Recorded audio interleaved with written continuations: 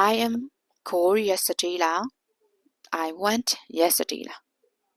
ကိုကအတိတ်မှာပြီးခဲ့ပြီးသားအလုပ်ဖြစ်ဖြစ်ပြီးခဲ့ပြီးသားအကြောင်းအရာတစ်ခုခုကိုပဲပြောချင်တယ်ဆိုရင်ဘယ် tense ကိုသုံးပြီးတော့ပြောရမယ်လို့ထင်လဲ past simple tense ကိုသုံးရမယ်အဲ့တော့ past simple tense ဆိုတာဖြစ်ပြီးသားအကြောင်းအရာကိုပြောတာလို့ပြောလို့ရတယ်အဲ့တော့သူကိုလည်းရှေ့ရဗီဒီယိုလေးပဲပုံမှန်တိုင်းလေးပဲ structure လေးနဲ့သွားမယ်သူရဲ့ positive structure ကဘယ်လိုမျိုးလဲဆိုတော့ subject plus verb to ed ဒီမှာဆိုရင်လည်း verb to လေးရှိရယ်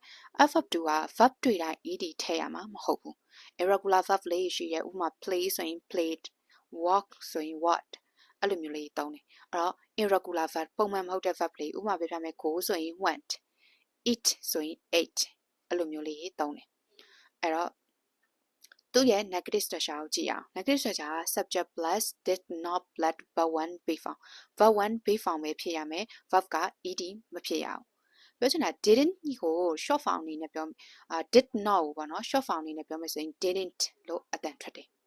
နောက်တစ်ခုကြည့်မယ် question form ဆိုရင်တော့ this plus subject plus verb 1 be found